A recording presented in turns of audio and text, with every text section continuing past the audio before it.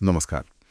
आज हम कला के संसार से जुड़ा एक बड़ा ही नुक्ता समझने की कोशिश कर रहे हैं, जिसे हम कह सकते हैं व्याख्या वाली अस्पष्टता का नियम। हाँ।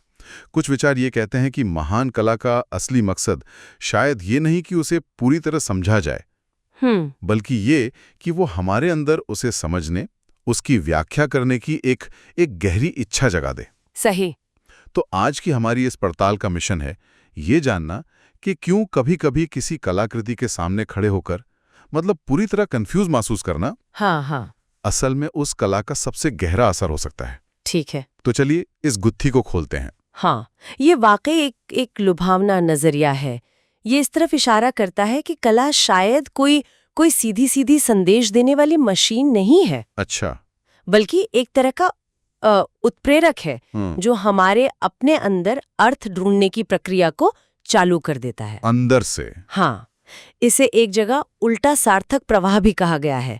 मतलब अर्थ कलाकृति से निकलकर हम तक नहीं आता, बल्कि हमारे अंदर से ही उभरता है जब हम उस अस्पष्टता से जूझते हैं। ये प्रवाह दर्शक से कलाकृति की तरफ जाता है, उल्टा नहीं। सही कहा। और इसी से जुड़ा एक मुख्य विचार ये है कि कला का उद्देश्य अर्थ का संचार नहीं, बल्कि अर्थ की प्यास जगाना है। बिल्कुल, प्यास जगाना। और सबसे दिलचस्प बात कि जब हमें लगता है यार ये मुझे समझ नहीं आ रहा, शायद वही पल होता है जब कला अपना सबसे ताकतवर काम कर रही होती है। हाँ, ये सुनने में अजीब लगता है पर है बड़ा गहरा। ये बिल्कुल वैसा अनुभव है जब हम किसी चीज को देखते हैं और सोचते हैं समझ तो कुछ नहीं आ रहा, पर इससे नजरें भी नहीं हट रही। हाँ। मुझे याद है एक म्यूजियम में एक बहुत बड़ी अजीब सी कोई आकृति रखी थी। कोई समझ पा रहा था कि वो क्या है, पर सब उसे घेर कर खड़े थे, शायद यही सोचते हुए कि भाई बाकी सबको जरूर समझ आ रहा होगा। बिल्कुल। और यहीं पर वो जो आपने कहा ना,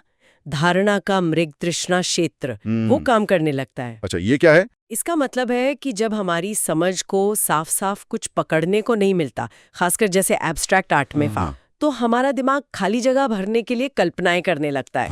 मतलब कुछ भी जोड़ने लगता है, जैसे रेगिस्तान में प्यासे को दूर पानी का भ्रम होता है ना। वैसे ये न समझना असल में हमारी संवेदनशीलता को और तेज कर देता है। अच्छा। और साथ ही एक और प्रक्रिया होती है जिसे संज्ञानात्मक प्रसार अनुनाद कहा गया है। ये थोड़ा टेक्निकल है, पर बताइए। सोचिए जैसे आपका दिमाग एक ही समय पर सुंदरता भी महसूस कर रहा है, उलझन भी, थोड़ी असहजता भी, और शायद कोई भूली बिसरी याद भी।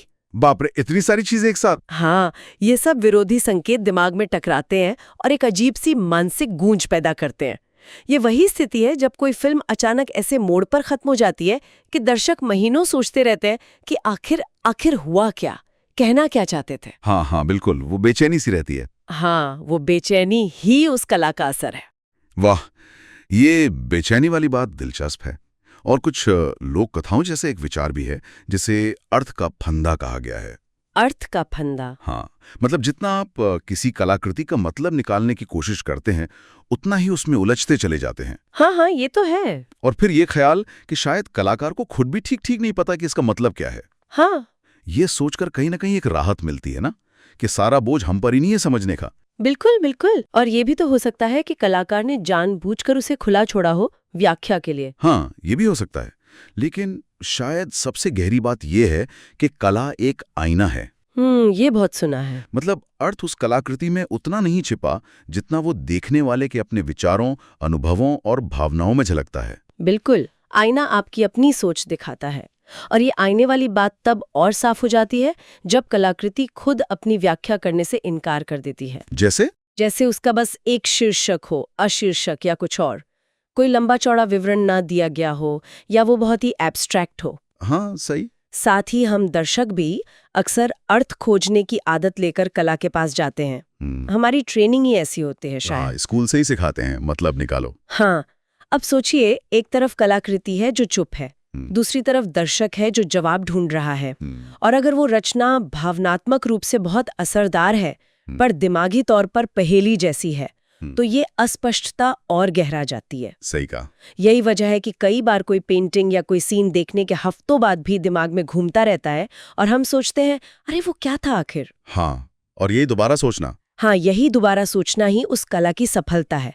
वो आपके साथ रह जाती है। तो इस पूरी बातचीत का निचोड़ ये निकल रहा है कि अगर किसी कलाकृति के सामने खुद को थोड़ा खोया हुआ, थोड़ा भ्रमित महसूस करें, हाँ, तो घबराने की बात नहीं है। बिल्कुल नहीं। ये शायद इस बात का संकेत है कि दिमाग पूरी तरह से सक्रिय है, उस अनुभव से जुड़ा हुआ है। सही। जैसा कि कहा गया है, अर्थ कोई खजाना नहीं जिसे ढूंढकर पा लिया जाता है, बल्कि वो उस खोज की प्रक्रिया में ही पैदा होता है। वाह, क्या बात है। शायद वो कोशिश करना ही असली बात है ना? बिल्कुल, वो प्रक्रिया ही महत्वपूर्ण है। और जाते जाते एक सवाल शायद सबके मन में छूट जाते हैं। हाँ। क्या ऐसा हो सकता है कि कला का सबसे गहरा, सबसे जरूरी पहलू उसकी इसी अस्पष्टता, उसकी जिसे पढ़ा ना जा सके, उसी में छिपा हो? ये सोचना दिलचस्प होगा कि ऐसी कौन सी कलाकृति रही है जिसने हमें सबसे ज्यादा उलझाया, सबसे ज्यादा सोचने पर मजबूर किया, जहां जवाब मिलना उतना जरूरी नहीं लगा जितना कि वो सवाल का उठना। ये वाकई सोचने वाली बात है।